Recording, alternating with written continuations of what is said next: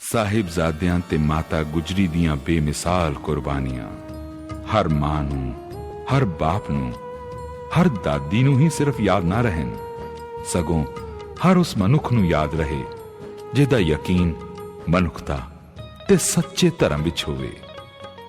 ਆਹੋ ਜੀ, ਕੁਰਬਾਨੀ ਤੇ ਮਨੁੱਖਤਾ ਦੀ ਕਹਾਣੀ ਹਰ ਕਿਸੇ ਨੂੰ ਯਾਦ ਹੋਵੇ ਕਿ ਇੱਕ ਸੀ ਮਾਤਾ ਗੁਜਰੀ, ਉਸ ਦੇ ਨਾਲ ਸਿਰਫ 2 ਪੋਤੇ, ਵਿਛੜੇ ਆਪਣੇ ਟੱਬਰ ਨਾਲੋਂ ਖਾਸ ਅਰਸਾ ਵਿੱਚ ਗੋਤੇ। ਤੁਰ ਪਏ ਤਿੰਨੇ ਬਿਨ ਸੋਚੇ ਬਿਨ ਸਮਝੇ ਮੰਜ਼ਿਲ ਕਿਹੜੀ, ਧੱਕੇ ਖਾਂਦੇ ਡਿੱਗਦੇ ਟਹਿੰਦੇ ਪਹੁੰਚ ਗਏ ਪਿੰਡ ਖੇੜੀ।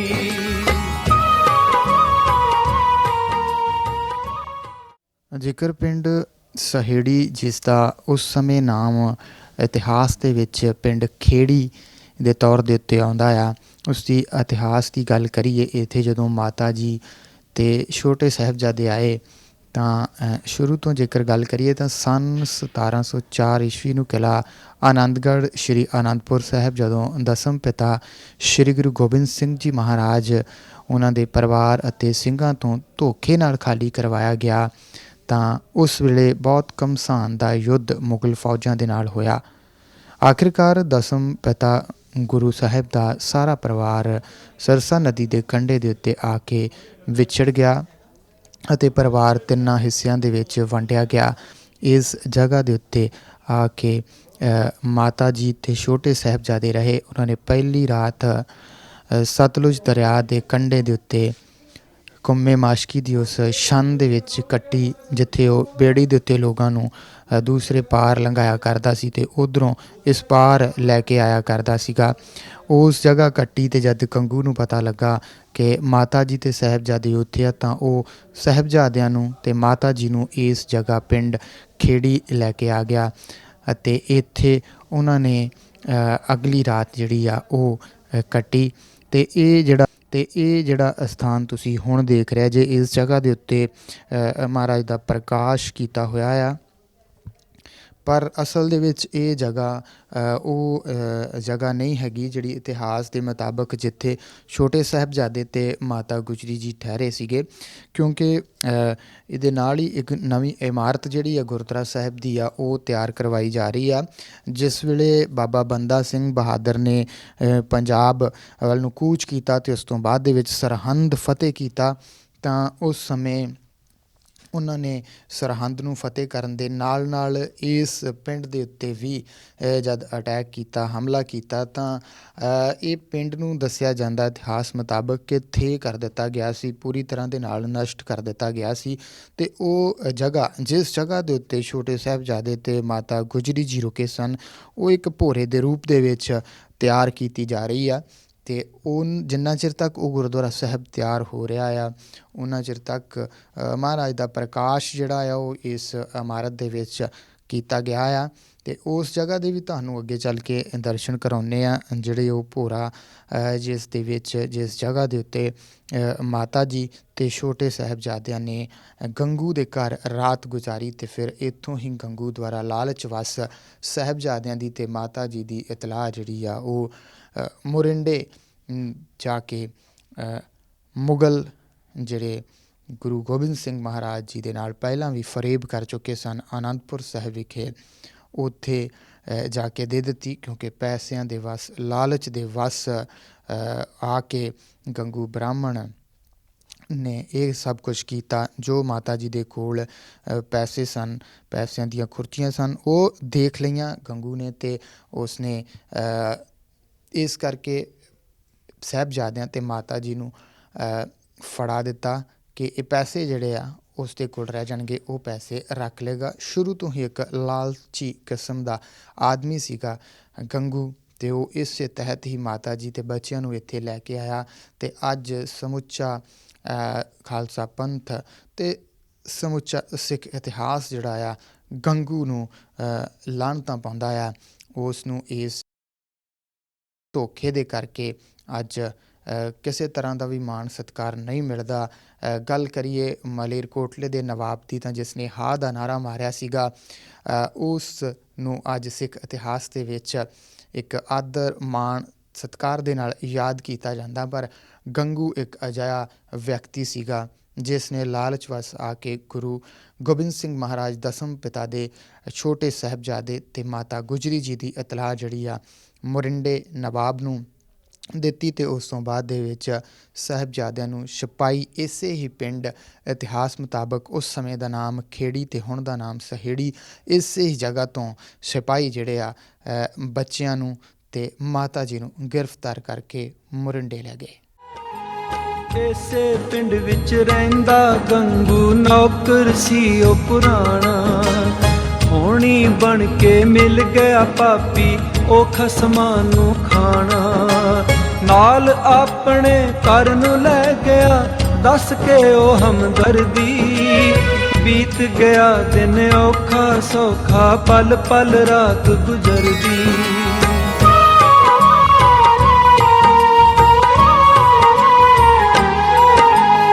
ਸੌਂ ਗਈ ਦਾਦੀ ਪੋਤਰਿਆਂ ਨੂੰ ਦੇਂਦੀ ਦੇਂਦੀ ਲੋਰੀ, ਗੰਗੂ ਬੇਈਮਾਨ ਹੋ ਗਿਆ ਮੋਹਰਾਂ ਕਰ ਲਈਆਂ ਚੋਰੀ। ਸੁਣ ਕੇ ਖੜਕਾ ਨੀਂਦ ਖੁੱਲੀ ਜਦ ਮਾਂ ਨੇ ਦੇਖੀਆਂ ਮੋਹਰਾਂ, ਝੱਟ ਸਮਝ ਗਈ ਗੰਗੂ ਹੈ ਇਹ ਆਇਆ ਵਾਂਦਰ ਚੋਰਾਂ।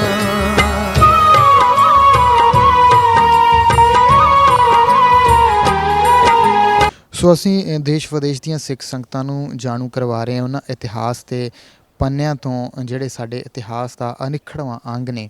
ਸੋ ਅਸੀਂ ਪਿੰਡ ਸਹੇੜੀ ਦੇ ਵਿੱਚ ਪਹੁੰਚੇ ਹਾਂ, ਜਿਹਦਾ ਇਤਿਹਾਸਿਕ ਨਾਮ ਉਸ ਵੇਲੇ ਖੇੜੀ ਸੀਗਾ।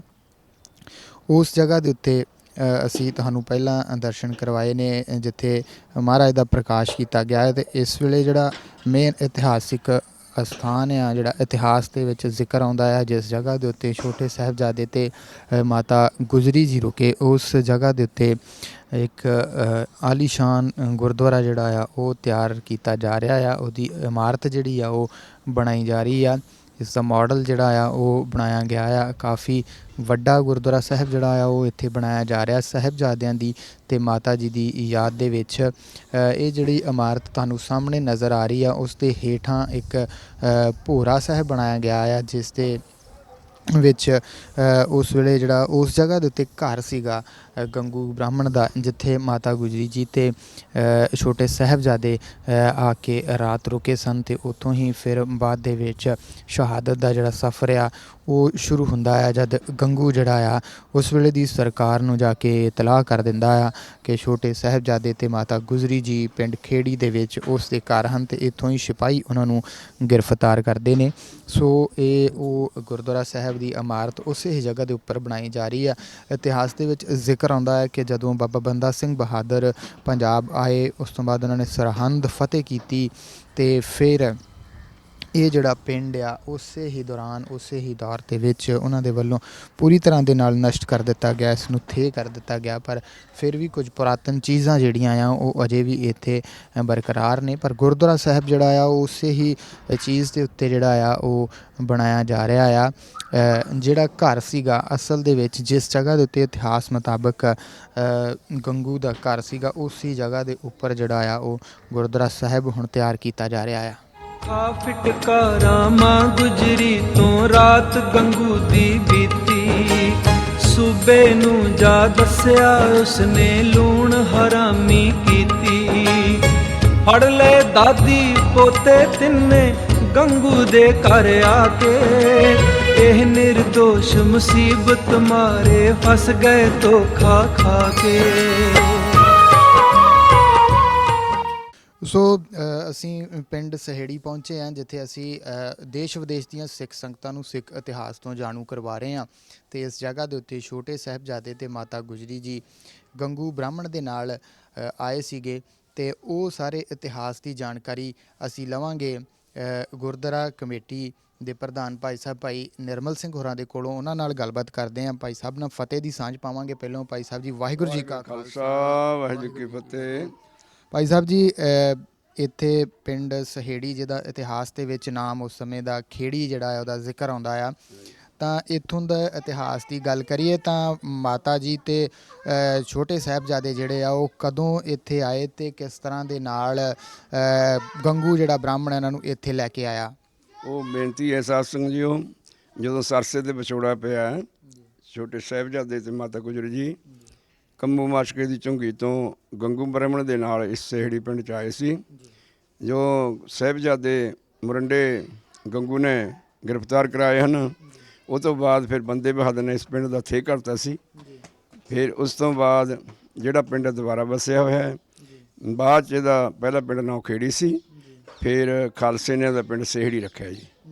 ਹਾਂਜੀ, ਜਦੋਂ ਇਸ ਜਗ੍ਹਾ ਦੇ ਉੱਤੇ ਪੁਰਾਤਨ ਜਿਹੜਾ ਸਥਾਨ ਸੀਗਾ ਜਿੱਥੇ ਮਾਤਾ ਜੀ ਤੇ ਸਾਹਿਬਜ਼ਾਦੇ ਰਹੇ ਆ, ਉਹ ਪੁਰਾਤਨ ਸਥਾਨ ਜਿਹੜਾ ਆ ਫਿਰ ਉਸ ਦੀ ਖੋਜ ਕਿਸ ਤਰ੍ਹਾਂ ਹੋਈ ਬਾਅਦ ਦੇ ਵਿੱਚ, ਜਿਸ ਤਰ੍ਹਾਂ ਜਦੋਂ ਬਾਬਾ ਬੰਦਾ ਸਿੰਘ ਬਹਾਦਰ ਨੇ ਪਿੰਡ ਜਿਹੜਾ ਆ ਉਸ ਨੂੰ ਖਤਮ ਕਰ ਦਿੱਤਾ ਸੀਗਾ? ਇਹ ਬੇਨਤੀ ਹੈ ਜੀ, ਇਹ ਪਿੰਡ ਥੇ ਪਿਆ ਸੀ, ਫਿਰ ਇੱਥੇ ਕੱਚੇ ਕਮਰੇ ਹੁੰਦੇ, ਉਦੋਂ ਕੱਚਾ ਮਕਾਨ ਹੁੰਦੇ ਸੀ, ਅਤੇ ਉਹ ਪਹਿਲਾਂ ਫਿਰ ਖਾਲਸੇ ਨੇ ਖੋਜ ਕਰਕੇ ਉਹਨਾਂ ਨੂੰ ਪਤਾ ਸੀ ਵੀ ਇੱਥੇ ਹੁਣ ਅਸੀਂ ਜਦ ਖੁਦਾਈ ਕੀਤੀ ਅਸੀਂ ਥੇ ਦੀ, ਇਹਦੇ ਵਿੱਚੋਂ ਬਹੁਤ ਸਾਰਾ ਭਾਂਡੇ ਭੂੰਡੇ ਹੋਰ ਅਸਿਆ ਸਮਾਨ ਕਾਫੀ ਨਿਕਲਿਆ, ਅਤੇ ਇਹ ਸੜਕ ਤੋਂ 18 ਫੁੱਟ ਉੱਚਾ ਜੀ। ਹਾਂ, ਆਪਾਂ ਥੇ ਦੇ ਖੜ੍ਹੇ ਹਾਂ 18 ਫੁੱਟ GT ਰੋਡ ਤੋਂ। ਇਹ ਸਾਰਾ ਥੇ ਹੋਇਆ ਸੀ ਜੀ। ਇਹ ਪਹਿਲਾਂ ਕੱਚੇ ਮਕਾਨ ਹੁੰਦੇ ਸੀ, ਇਸ ਕਰਕੇ ਕੋਈ ਨਿਸ਼ਾਨੀ ਤਾਂ ਹੈ ਨਹੀਂ। ਵੈਸੇ ਪਤਾ ਸੀ ਵੀ ਇੱਥੇ ਸਾਹਿਬਜ਼ਾਦਿਆਂ ਦਾ ਇਹਨਾਂ ਇੱਥੇ ਠਹਿਰੇ ਆ ਰਾਤ ਨੂੰ। ਹਾਂਜੀ, ਇਹ ਬੇਨਤੀ। ਹਾਂਜੀ, ਇਹ ਬੇਨਤੀ। ਇੱਥੇ ਕਿੰਨਾ ਸਮਾਂ ਬਤੀਤ ਕੀਤਾ ਸਾਹਿਬਜ਼ਾਦਿਆਂ ਨੇ ਤੇ ਮਾਤਾ ਗੁਜਰੀ ਜੀ ਨੇ, ਤੇ ਕੀ ਕੁਝ ਉਦੋਂ ਹੋਇਆ ਜਿਸ ਕਰਕੇ ਗੰਗੂ ਨੇ ਉਹਨਾਂ ਨੂੰ ਇਤਲਾਹ ਜਿਹੜੀ ਆ ਉਸ ਸਮੇਂ ਦੀ ਸਰਕਾਰ ਨੂੰ ਜਾਂ ਮਰਿੰਡੇ ਦੇ ਨਵਾਬ ਨੂੰ ਜਾਂ ਕੋਤਵਾਲ ਨੂੰ ਇਹ ਚੀਜ਼ਾਂ ਜਿਹੜੀਆਂ ਸਾਰੀਆਂ ਦੱਸ ਦਿੱਤੀਆਂ ਕਿ ਸਾਹਿਬਜ਼ਾਦੇ ਇੱਥੇ ਆ? ਇਹ ਬੇਨਤੀ ਹੈ, ਜਦੋਂ ਰਾਤ ਨੂੰ ਲੈ ਕੇ ਆਇਆ ਸੁੱਤੇ ਪਏ ਸੀ, ਉਦੋਂ ਫਿਰ ਗੰਗੂ ਬ੍ਰਾਹਮਣ ਬੇਈਮਾਨ ਹੋ ਗਿਆ। ਉਸਨੇ ਜਾ ਕੇ ਮਰਿੰਡੇ ਥਾਣੇ ਜਾਨੀ ਖਾਂ ਮਾਨੀ ਖਾਂ ਨੂੰ ਜਾ ਕੇ ਰਿਪੋਰਟ ਕੀਤੀ ਵੀ ਗੁਰੂ ਗੋਬਿੰਦ ਸਿੰਘ ਪਾਤਸ਼ਾਹ ਦੇ ਮੇਰੇ ਕੋਲ ਸਾਹਿਬਜ਼ਾਦੇ ਫਰਜ਼ੰਦ ਆਏ ਹੋਏ ਨੇ, ਵੀ ਇਹਨਾਂ ਨੂੰ ਮਾਤਾ ਜੀ ਨਾਲ ਹੈ, ਵੀ ਇਹਨਾਂ ਨੂੰ ਗ੍ਰਿਫਤਾਰ ਕਰ ਲਓ। ਬੇਈਮਾਨ ਹੋ ਗਿਆ। ਜੋ ਕੁਛ ਮਾਤਾ ਜੀ ਕੋਲ ਖੁਰਜੀ ਮੋਹਰੋਂ ਸੋਨੇ ਦੀਆਂ ਸਨ, ਇਸ ਕਰਕੇ ਉਹ ਬੇਈਮਾਨ ਹੋਣ ਕਰਕੇ ਉਸਨੇ ਗ੍ਰਿਫਤਾਰ ਕਰਾ ਦਿੱਤੇ। ਉਸ ਤੋਂ ਬਾਅਦ ਸਵੇਰੇ 8 ਪੋਹ ਨੂੰ ਇੱਥੇ ਆਏ, 9 ਪੋਹ ਨੂੰ ਮਰਿੰਡੇ ਕੋਤਵਾਲੀ ਸਾਹਿਬ ਗਏ। ਇਸ ਕਰਕੇ ਫਿਰ ਇਸ ਸਥਾਨ ਦਾ ਨਾਂ ਅਟਕ ਸਾਹਿਬ ਗੁਰਦੁਆਰਾ ਹੈ ਜੀ। ਹਾਂਜੀ, ਪਹਿਲੋਂ ਇਸ ਦਾ ਨਾਮ ਜਿਹੜਾ ਹੈ ਉਹ ਹੋਰ ਸੀਗਾ ਜਾਂ ਅਟਕ ਸਾਹਿਬ ਗੁਰਦੁਆਰਾ ਜਿਹੜਾ ਹੈ ਉਹ ਬਾਅਦ 'ਚ ਰੱਖਿਆ ਗਿਆ ਜਾਂ ਸ਼ੁਰੂ ਤੋਂ ਇਹੀ ਨਾਮ ਚੱਲਦਾ ਜਦੋਂ ਦੀ ਖੋਜ ਹੋਈ? ਨਹੀਂ ਜੀ, ਬੇਨਤੀ ਪਹਿਲਾਂ ਇੱਥੇ ਬੀਬੀ ਬੈਠੀ ਸੀ ਕਿ ਜੀ 40 ਸਾਲ ਤੋਂ ਇਸੇ ਤਰ੍ਹਾਂ ਜਿੰਦਾ ਲੱਗਾ ਸੀ। ਉਹ ਦਾਸ ਨੂੰ ਕੁਛ ਸੰਗਤਾਂ ਦੇ ਉਪਰਾਲੇ ਨਾਲ ਨਗਰ ਦੇ ਨਾਲ ਫਿਰ ਅਸੀਂ ਇਹ ਗੁਰਦੁਆਰਾ ਸਾਹਿਬ ਦੀ ਇਮਾਰਤ ਸ਼ੁਰੂ ਕਰਾਈ ਕਾਰ ਸੇਵਾ ਵਾਲੀ ਬਾਈ ਸੁਰਮੁਖ ਸਿੰਘ ਜਥੇਦਾਰ ਮਰਿੰਡੇ ਵਾਲਿਆਂ ਤੋਂ। ਅਤੇ ਇਸ ਦਾ ਨਾਮ ਫਿਰ ਪਹਿਲਾਂ ਵੈਸੇ ਸ਼ਹੀਦਾਂ ਦਾ ਸਥਾਨ ਕਹਿੰਦੇ ਸੀ, ਅਤੇ ਹੁਣ ਅਸੀਂ ਅਟਕ ਸਾਹਿਬ ਗੁਰਦੁਆਰੇ ਦਾ ਨਾਮ ਰੱਖਿਆ। ਬਿਲਕੁਲ ਇਤਿਹਾਸ ਦੀ ਜਿਹੜੀ ਜਾਣਕਾਰੀ ਆ ਉਹ ਭਾਈ ਸਾਹਿਬ ਸਾਨੂੰ ਦੇ ਰਹੇ ਆ।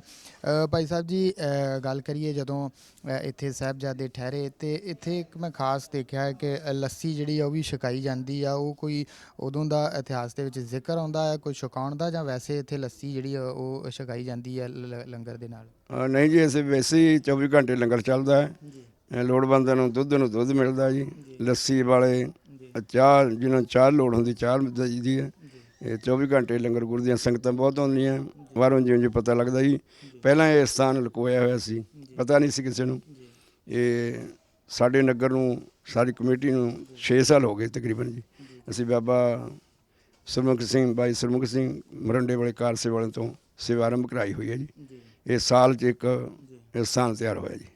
ਇਹ ਜਦੋਂ ਪਿੰਡ ਜਿਹੜਾ ਦੁਬਾਰਾ ਵਸਿਆ ਆ ਤਾਂ ਫਿਰ ਇਹ ਲੋਕ ਜਿਹੜੇ ਹੁਣ ਇਸ ਪਿੰਡ ਦੇ ਵਿੱਚ ਰਹਿ ਰਹੇ ਜਾਂ ਤੁਸੀਂ ਰਹਿ ਰਹੇ ਜੇ, ਇਹ ਇੱਥੋਂ ਆਸ-ਪਾਸ ਦੇ ਪਿੰਡਾਂ ਤੋਂ ਹੀ ਆਏ ਜਾਂ ਕਿੱਥੋਂ ਆਏ ਸੀ ਇਹ ਲੋਕ ਜਿਹੜੇ ਇੱਥੇ ਹੁਣ ਰਹਿ ਰਹੇ ਆ? ਇਹ ਜੀ ਪਿੰਡ ਧੌਲਾ ਤੱਪਾ ਵੱਜਦਾ ਜੀ ਬਰਨਾਲੇ ਕੋਲੇ, ਉੱਥੇ ਤੋਂ ਸਾਰਾ ਗੋਤ ਢਾਲੀਵਾਲ ਹੈ ਇਸ ਨਗਰ ਦਾ। ਬਾਕੀ ਜਿਹੜੇ ਹੋਰ ਬਰਾਦਰੀਆਂ ਆਈਆਂ ਹੋਰ ਆਲੇ ਦੁਆਲੇ ਪਿੰਡਾਂ ਤੋਂ ਆਈਆਂ। ਵੈਸੇ ਜੱਟਾਂ ਦਾ ਗੁਰਦੁਆਰਾ ਢਾਲੀਵਾਲ ਉਹ ਉੱਥੋਂ ਆਏ, ਧੌਲੇ ਤੱਪੇ ਤੋਂ ਬਰਨਾਲੇ ਕੋਲ। ਹਾਂਜੀ, ਜਿਸ ਤਰ੍ਹਾਂ ਇਹ ਗੰਗੂ ਦੇ ਨਾਮ ਦੇ ਨਾਲ ਇਸ ਪਿੰਡ ਨੂੰ ਜਾਣਿਆ ਜਾਂਦਾ ਹੈ, ਤਾਂ ਬ੍ਰਾਹਮਣਾਂ ਦੇ ਪਰਿਵਾਰ ਜਿਹੜੇ ਆ ਹੁਣ ਵੀ ਕੁਛ ਇੱਥੇ ਰਹਿ ਰਹੇ ਆ ਜਾਂ ਆਸ-ਪਾਸ ਦੇ ਪਿੰਡਾਂ ਦੇ ਵਿੱਚ ਰਹਿੰਦੇ ਆ, ਜਾਂ ਫਿਰ ਕੋਈ ਇੱਥੇ ਰਹਿੰਦਾ ਨਹੀਂ ਗਾ? ਨਹੀਂ ਜੀ, ਇੱਕ ਪਰਿਵਾਰ ਰਹਿੰਦਾ ਬ੍ਰਾਹਮਣਾਂ ਦਾ। ਵੈਸੇ ਉਸ ਟਾਈਮ ਦਾ ਤਾਂ ਕੋਈ ਬੱਚਾ ਨਹੀਂ ਹੈ, ਥੇਕ ਬਣਾਤਾ ਸੀ ਬੰਦੇ ਬਹਾਦਰ ਨੇ। ਇਹ ਸਾਰੇ ਆਸ-ਪਾਸ ਬਾਹਰੇ ਪਿੰਡਾਂ ਤੋਂ ਆਏ ਹੋਏ ਨੇ। ਹਾਂਜੀ। ਹੁਣ ਦੀ ਗੱਲ ਕਰੀਏ ਤਾਂ ਗੁਰਦੁਆਰਾ ਸਾਹਿਬ ਜਿਹੜਾ ਹੈ ਉਹਦੀ ਇਮਾਰਤ ਜਿਹੜੀ ਹੈ ਉਹ ਤਿਆਰ ਕੀਤੀ ਜਾ ਰਹੀ ਹੈ, ਉਹ ਕਿਸ ਤਰ੍ਹਾਂ ਦੇ ਨਾਲ ਕੌਣ ਸਹਿਯੋਗ ਕਰ ਰਿਹਾ ਹੈ, ਇਮਾਰਤ ਜਿਹੜਾ ਹੈ ਬਣ ਰਹੀ ਹੈ ਉਸ ਦੇ ਵਿੱਚ? ਇਹ ਜੀ ਬਾਬਾ ਸੱਚਖੰਡ ਵਾਸੀ ਬਾਬਾ ਹਰਬੰਸ ਸਿੰਘ ਦਿੱਲੀ ਵਾਲੇ ਕਾਰਸੇ ਵਾਲਿਆਂ ਦੇ, ਉਹਨਾਂ ਦੇ ਵਰਸਾਏ ਬਾਬਾ ਬਚਨ ਸਿੰਘ ਜੀ ਤੇ ਸਾਡੇ ਜਥੇਦਾਰ ਇਸ ਇਲਾਕੇ ਦੇ ਬਾਬਾ ਸਰਮੁਖ ਸਿੰਘ ਜੀ।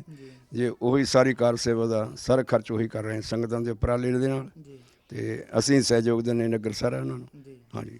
ਇੱਥੇ ਸ਼ਹੀਦਾਂ ਦੀ ਯਾਦ ਦੇ ਵਿੱਚ ਕੋਈ ਪ੍ਰੋਗਰਾਮ ਵੀ ਕੀਤਾ ਜਾਂਦਾ ਆ ਹਰ ਸਾਲ? ਹਾਂਜੀ, ਅਸੀਂ 10ਵੇਂ ਪਾਤਸ਼ਾਹ ਗੁਰੂ ਗੋਬਿੰਦ ਸਿੰਘ ਪਾਤਸ਼ਾਹ ਦਾ ਦਿਹਾੜਾ ਮਨਾਉਂਦੇ ਹਾਂ ਤੇ ਸਾਹਿਬਜ਼ਾਦਿਆਂ ਦੇ ਜਨਮ ਦਿਨ ਵੀ ਮਨਾਉਂਦੇ ਹਾਂ। ਤੇ ਇਹ ਸਫਰੇ ਸ਼ਹਾਦਤ ਹੁਣ 22 ਤਰੀਕ ਨੂੰ ਜੋ 8 ਪੋਹ ਨੂੰ ਜਿੱਦਣ ਆਏ ਇੱਥੇ ਉਹ ਵੀ ਮਨਾ ਰਹੇ ਹਾਂ ਜੀ। ਇੱਕ ਪੁਰਾਤਨ ਸਾਡੀ ਸਭਾ ਚੱਲਦੀ ਹੈ, ਉਹ ਕੱਲ੍ਹ ਸਮਾਪਤ ਹੋਈ ਹੈ, ਕੱਲ੍ਹ ਨਗਰ ਕੀਰਤਨ ਵੰਡਿਆ ਗਿਆ ਜੀ। ਹਾਂ, ਇੰਨੀ ਬੇਨਤੀ ਹੈ ਜੀ। ਬਿਲਕੁਲ, ਇਹ ਸਨ ਭਾਈ ਸਾਹਿਬ ਭਾਈ ਨਿਰਮਲ ਸਿੰਘ ਜੀ, ਜਿਨ੍ਹਾਂ ਨੇ ਸਿੱਖ ਚੈਨਲ ਦੀ ਟੀਮ ਦੇ ਨਾਲ ਗੱਲਬਾਤ ਕਰਕੇ ਪਿੰਡ ਸਹੇੜੀ ਦੇ ਸਮੁੱਚੇ ਇਤਿਹਾਸ ਤੋਂ ਦੇਸ਼ ਵਿਦੇਸ਼ ਦੀਆਂ ਸਿੱਖ ਸੰਗਤਾਂ ਨੂੰ ਜਾਣੂ ਕਰਵਾਇਆ। ਸੋ ਸਫ਼ਰ ਜੋ ਹੈ ਸ਼ਹਾਦਤ ਦਾ, ਉਸ ਦੀ ਗੱਲ ਕਰੀਏ ਤਾਂ ਇੱਥੋਂ ਹੀ ਉਹ ਸਫ਼ਰ ਜਿਹੜਾ ਸ਼ੁਰੂ ਹੁੰਦਾ। ਇਸ ਤੋਂ ਬਾਅਦ ਦੇ ਵਿੱਚ ਮੋਰਿੰਡੇ ਲੈ ਕੇ ਚੱਲਾਂਗੇ ਤੁਹਾਨੂੰ ਅਗਲੇ ਐਪੀਸੋਡ ਦੇ ਵਿੱਚ, ਤੇ ਅੱਜ ਦੇ ਐਪੀਸੋਡ ਦੇ ਵਿੱਚ ਇੰਨਾ ਹੀ, ਤੇ ਇੱਥੇ ਹੀ ਬੁਲਾਉਂਦੇ ਹਾਂ। ਫਤਿਹ। ਵਾਹਿਗੁਰੂ ਜੀ ਕਾ ਖਾਲਸਾ, ਵਾਹਿਗੁਰੂ ਜੀ ਕੀ ਫਤਿਹ।